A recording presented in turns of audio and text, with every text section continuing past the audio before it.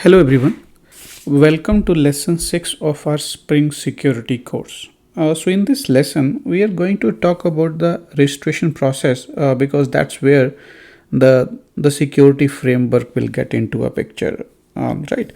The moment you register yourself, you probably want to log in, you want to explore the different sections of the application, and then that's the point where we start validating, authorizing, and authenticating yourself, right? So this is going to be a mix of two things.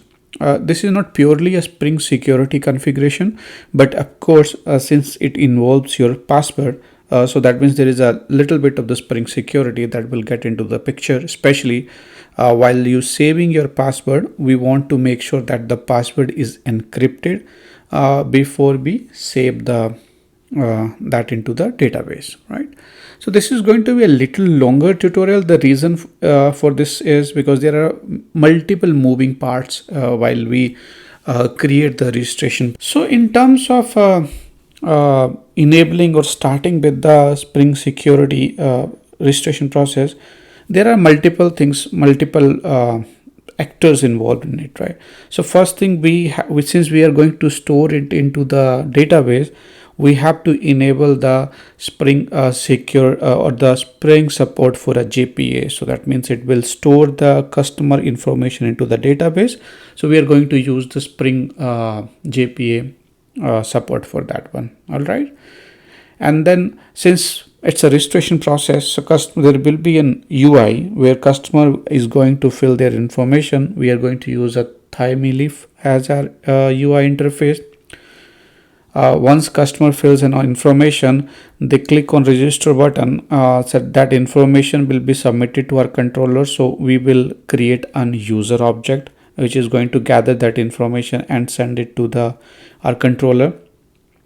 We are going to have a user registration process, and the whole purpose of that service is get the front-end data in the front-end object, map it into the underlying JPA entity, convert your password using the configured password encoder. I have already covered different kind of a password encoder in the last tutorial. If you haven't covered that one, just click on this link and you should be good to go. We also going to define the JPA entity, that is a representation of the underlying database. Since we are starting out, I'm going to keep the customer object or the underlying customer or a user table very simple, but we are going to add a lot of informations, a lot of relations during this course. Okay. And the last thing what we are going to do is, of course, we need a way to store that information, right? And for that one, we are going to use a Spring repository feature, which is going to, it's kind of abstraction on your on top of your database object. So it's going to save a lot of time for us. Okay. So that's, as I said, right, there are lots of different pieces. And before we get into the code base, I want you to give one understanding like how this overall process look like. So we will have a user, there will be a user registration process. Data will be submitted to our controller. It will check if the data is valid or not. Data is not valid, we will throw a error message. For the validation, I'm going to use the bean validation, but it's up to you. You can also do a one round of a validation onto the front end. All right. If everything looks good in terms of the data, we hand over the data to our user registration service, which is going to map it to the underlying JPA entity. It will use the password encoder there to encode your password before storing it into the database. We don't want to store the plain data into the plain text. This is an additional check and optional. We will cover about it later on, but the idea is from our perspective, when we are building this application, we are using email ID as your unique identifier. So that means we are only allowing one user per email. So we will check it out. If there is already an user into the system, we are going to throw an error message saying, hey, you already have an account. Why don't you try the login process? But let's say there is no account with that information. We will go ahead and create the user account, and then we'll give the right or a welcome message or a greetings to the customer. All right. So that's an overall kind of framework. and the expectations, what you can learn from this tutorial. So now let's get into the code, because it's going to be entirely a coding session. We will be building, I have already pre-built few things, but during this lesson I'm going to build a couple of more things just to give you a better understanding. All right. So the first thing what we are going to do is open your pom.xml file, or if you are using a Gradle, you have to open your Gradle file, and we are going to add few dependencies. All right. So I have added these dependencies. So first one is the validation. As I said, this is for the data validation. That is, TinyLeaf is going to fulfill our front end need. And then Spring the JPA one is used in order to save the data, retrieve. So all your database related operations will be taken care by JPA. Most of it will be auto configured for you. All right. And since I'm using a MySQL, I'm adding a MySQL connector as one of the dependency. If you want to use let's say HSQLDB, just add a relevant dependency, or you want to use Oracle or something else, add the relevant dependencies. Okay. So just to save some time, I have already created our register HTML file. So this is supporting I have created it using a TinyLeaf, and I don't want to spend any time there, because it can be entirely different based upon your requirement. Probably you might be using a JSPs, or you might be using a FreeMarker. So I'm not going to focus on that one, but let's just discuss few points in terms of, I have few fields which I have defined. For example, the first name, last name, email, and your password. Okay, those are the four things I'm collecting from the users in terms of the registration. And then you can go ahead, you can add as many different fields as per your requirement. Okay. And then and that is going to be a very standard for this one. If you see, I am mapping it with a controller, Spring MVC controller, a register one, and the data will be mapped to user data. Okay. Now in terms of our controller, a register controller, there will be two requirements for us, because first time whenever someone hits a register page, right, we need to kind of so look into this way. First time someone clicks a register page, we want to give them that registration page, and now they fill information, submit it, we want to send that data to some other place, right? So we, in the registration controller, we are going to have two methods. Okay. So let me so this is my controller. Okay. Now in this controller, the first thing what I'm going to do is I'm going to create a get method, and the idea behind that method is, if someone want to go to the registration page, how we should give them this custom register HTML to fill that information. For that one, what I'm going to do is I'm going to create a, let's say, a register method. The type will be get, and then it's going to simply return the register this template, and I'm also going to initialize this user data. Let's go ahead and define our first method in the register controller. So I have defined this one. So this is my get mapping. So any call to the register method, get call to a register URL, will be handled by this method. And what I am doing here is, since my register object has defined object as a user data, I am naming that as a user data and just initializing it. I'm not filling any detail, because that's the first thing where customer will get into the picture, right? All right. Okay. Now and then it's returning the account/register. So I have created this register page under the account folder. If you see account folder, and there is a register one, right? So if I'm giving the location of my register HTML file. So that's the first thing what we have to do. Now the second thing, as I said, right, the moment someone fills all the information and click on a submit button, right, we need to So let's do one thing.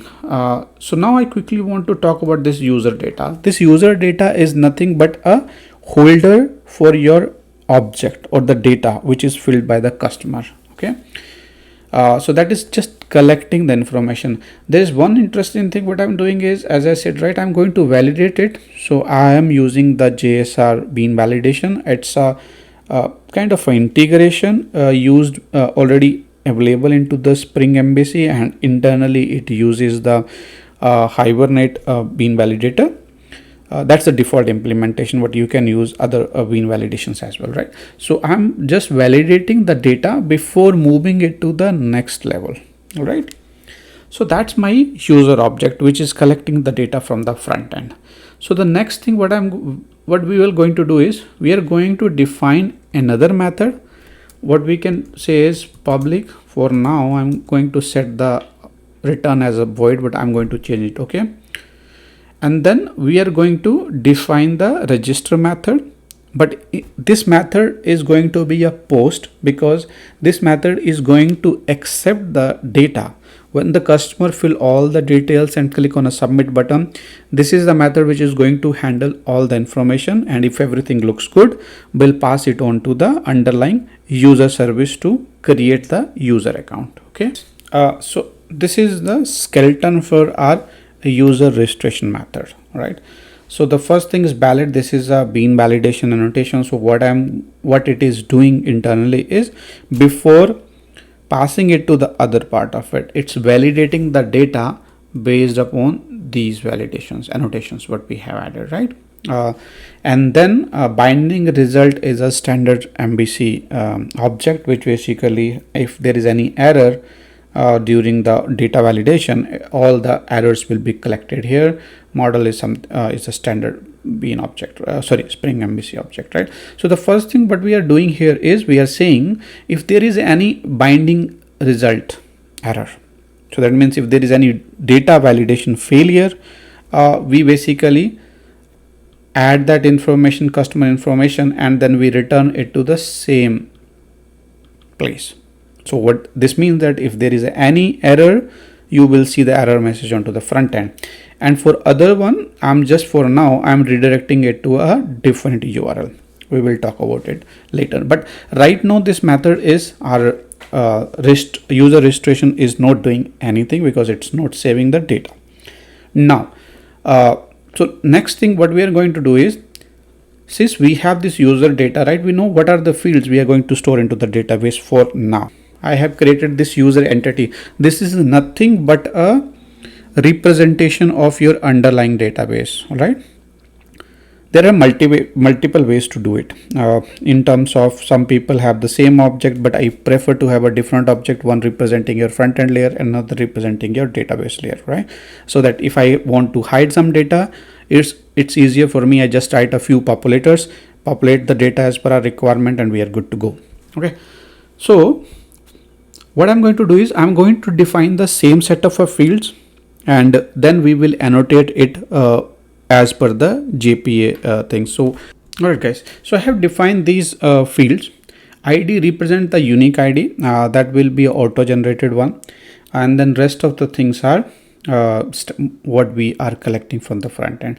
The only interesting thing is that I haven't defined a set ID, because that is going to be an auto generated field and I don't want anyone to set that information. So there is no write operation for this bean. There is only a read operation. Okay. So that's done. Now what we are going to do is, the first thing I'm going to add an annotation entity. Let me increase the size. Okay. So this annotation represents that it's the JPA entity. So it represents a underlying table. Okay. All right. So just to save some time, I have added a few additional annotations, which are, as for us, those are required. Okay. So as I said, right, you can define a table name. This is an optional. You can define it. You can leave it as a blank. For more details, the intention of this tutorial is not to give you an idea about the JPA. So you can go ahead and read the annotations or the JPA documentation. That's an ID generation strategies. There are different ID generation strategies. I'm using as an identity one. you can change it based upon your requirement. The other interesting thing is email. Since if you remember, I said that email for us is unique. There can be only one registration per email. So I'm making this column as a unique to make sure that, let's say if someone else is trying to use the same email ID, the system is also going to throw us an error. Okay, so this represents our underlying database system. Now the other thing what I'm going to do is I'm going to open my application.property. I have already defined a couple of things here, but just to give you an idea, I'm using this JPA generate DDL as true. So what is going to do is once the system start, it's going to generate the schema for us the first time if it's not there. Data source URL is standard. I'm not going to explain it to you. This is going to be different based upon your underlying database system, your username, password, and then what is your data source driver class. So I'm using a MySQL. So these are going to be specific to your requirement, what kind of a database you are using, but you have to define those one to make sure that this is one of the prerequisite for JPA to create the data source for you, to make sure that they have all the information to store your data into the underlying database. Okay, we have done database mapping, we have done the front end mapping. Now the part which is remaining is how do we store the information into the database, and then how do we convert the front end object to the back end object, encode our data, our password, and store it into the system. Okay, now the next thing what we are going to do is we are going to create a Spring repository interface. That's a standard JPA repository. So for now, what I'm doing is I'm creating a user repository, extending the JPA repository, and it basically needs two information. What is the object or the entity this repository is going to handle in terms of the database operation, and what is the ID for that one. Let's go there so you will get the idea. Okay, that's the type and ID is the ID. So for us, ID is long since we are defining ID as long. Okay, this is an additional method. Let's skip for now. We will talk about it later into the tutorial, but the idea here is in order to identify the duplicate account, or let's say before registering the account, we want to make sure that there is no already registered account. If there is, we want to give a message back to the customer. So there are two ways of handling it, right? The one way of handling is if you add this constraint, right, and don't do anything, let anyone who want to register create a save command. So this is going to give you an exception back saying a unique constraint violation exception or something else. You catch that exception, you will find out that hey, there is a unique constraint violation exception. That means what is the unique column in our code? What we have defined is an email ID. So that means this email is already registered, and then you send the message back to the customer saying hey, you have a duplicate ID. That's one way of doing it. The second way of doing is what I'm preferring to do that. So before executing a save customer or a save profile query, I'm executing another call saying whatever the email ID I got, let's see if there is any error or not. There is any account or not. If there is an account, let's give back a message to the customer. Okay, both approaches work fine. It's up to you which one you want to follow. The problem which I see from the exception one is it can be a tricky in terms of, let's say the Spring JPA right now might be throwing a unique constraint violation exception. What happen is we are going to catch that exception, and then we are going to take our business workflow based upon that one.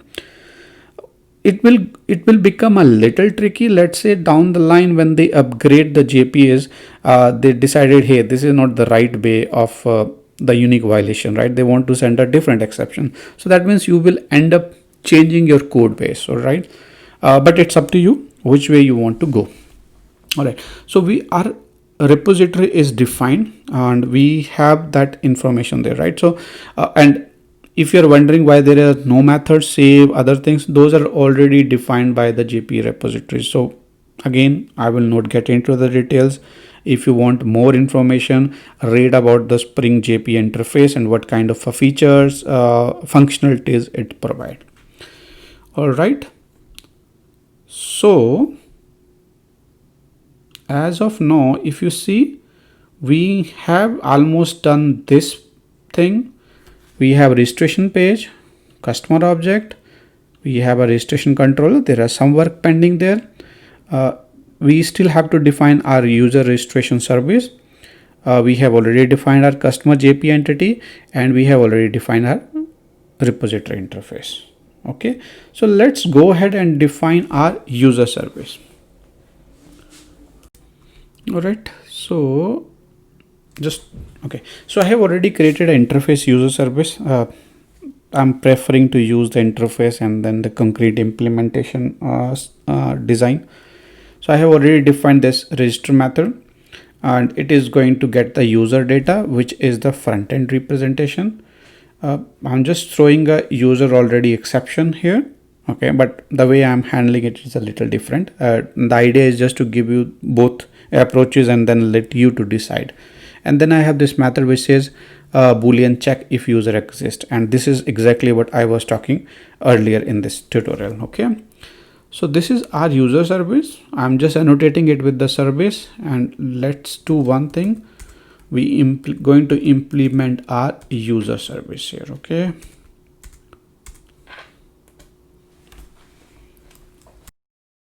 right, so let me increase the size. Now the first thing what we need is the user repository interface, and the reason why need it, because we want to save the information and we want to run a few queries there, right? Okay, so that's the first thing. Now the second thing what we need here is another dependency. If you remember from our previous diagram, this one, okay, we need the password encoder, okay, because we want to encode the password. So let's do one thing. Private, sorry, p should be small, password encoder, and we will say password encoder, and we're going to auto void it. Okay, so both the dependencies are there. Dependency is going to execute the DB operation, going to save the customer information, going to check if customer already exists. Password encoder, which is going to encode the incoming password for us. Okay, now the last thing what we want to do is, now we want to map this user data to the user entity and then save it. Okay, this is what happened on a high level. We create a user entity and then we copy using the bean utils. We are just copying all the information from this to user entity. Okay, and then we are saving it. But before doing that, we don't want to store the password into the plain text, right? So what we are going to do is, we are going to write a method. I always pad in there. Okay, void, and we will say encode code password. Okay, it's going to get both the information and then we will encode it. This is where our Spring Security encoder will get into the picture. Okay, so we are going to set into target dot set password, and then we are going to use the we will say source, my bad, password encoder dot encode password, and we are going to get it from the source dot get password. Okay, and if you remember, this password encoder we have already defined into our configuration class. Okay, so now we are almost good to go there. Okay, what we are doing is creating an entity, mapping everything, encoding the password, and storing it into the system. There is only one catch. As of now, there is no way, so we are not throwing this user already exists exception, right? So you see this method, check if user already exists. So what we are going to do is, we are going to use this repository, and we'll say find by email ID. This is the exactly method what we have defined, right? That's only one method we have defined it. Okay. And the other thing, just as I said, right, I'm not going to get into the deeper detail how it works. Like you defined a find by email ID, how internally it works. Go ahead and read about the user repositories. Okay. This is how we are returning telling if and the last thing I want to add is saying, okay, I check before doing all of these in operations. I'm checking that, hey, if user already exists, if yes, throw an exception saying user already exists for this email ID. Now our entire end-to-end mapping is complete. The only thing remaining is our registration controller, right? So what I'm going to do is I'm going to add a dependency here, which is going to be private user service. Okay, and I'm going to say user service, and I'm going to auto-fire this. Okay, now our user service, that's the only part which is remaining, because currently in our user registration we are not doing it, right? We are just validating it. If there is an error, throw a message. If there is no error, just go to the starter page. That's what we are doing right now. What we are going to do is we are going to do two things here. The first thing what we will do is use the registration user service. We'll save it. We will also handle the scenario which says if there is any error, how do we want to show that information to the front end. So I'm putting it into the try and catch statement. I'm calling user service.register, passing out the data if everything is valid. So if there is an already exist exception, I'm adding a value to the binding result. That's the field. This is the property I have defined into the my locale or my resource bundle. Again, this is a part of the Veeam validation and the validation framework around the Spring MVC. I am adding a link, so if you still not sure how it works, just go through that tutorial and you should be good to go. And then if something is wrong, returning to the same register page, and then we will show the error message.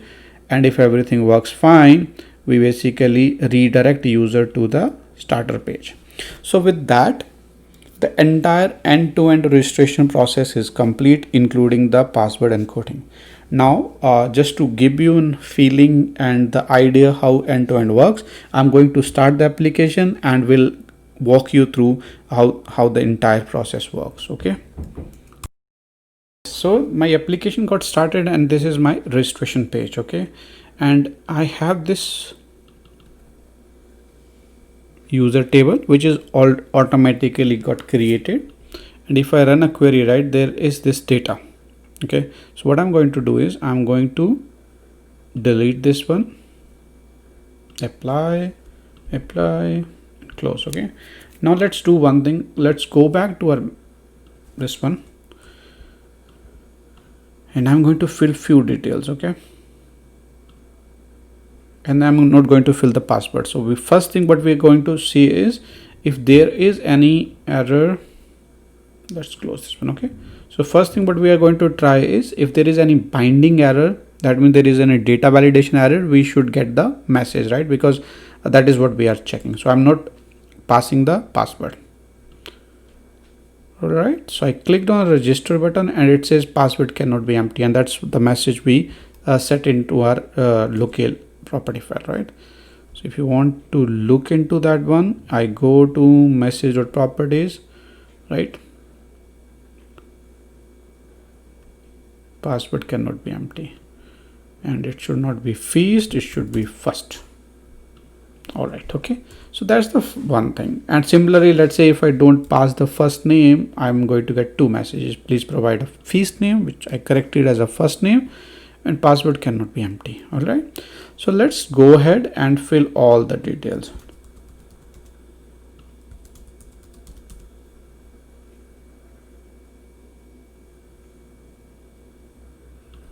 Okay, So now I'm right now, so everything seems to be working fine, but the only problem is I go to the login page while my expectation was that I should go to the account.starter page, and the reason for that one is our app configuration. Just to refresh your memories, you see what we are doing is we are saying anything with the account *** should have a authority as an user, otherwise show them a login page. So this was just a registration process. We haven't done the auto login for that one. We will cover that into the later articles in the advanced section. So that's the reason why it is giving that error. Okay, all right, so we did one mistake here. Okay, we never called this encode password thing.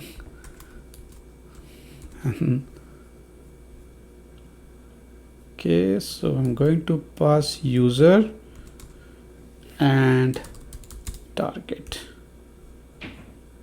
and target is my user entity. Okay, since I did not saved it, if you see the password is 123456.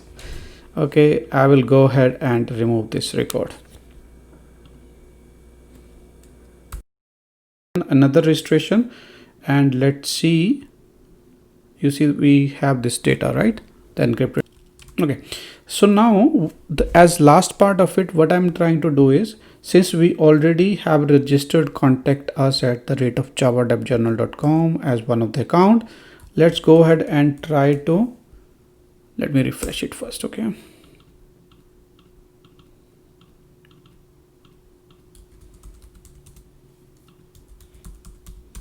okay, so let's see if I try to re-register myself, what will happen.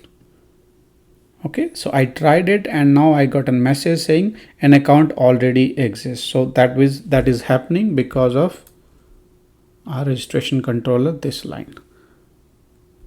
Okay, all right guys, so I think that will give you an idea how the registration process works with Spring Security.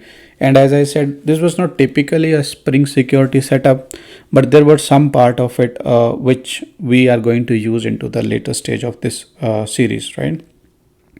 And the only thing which we have used is the password encoder. I hope that will give you an idea how this entire setup works. And if you like my tutorials, please don't forget to subscribe to my channel.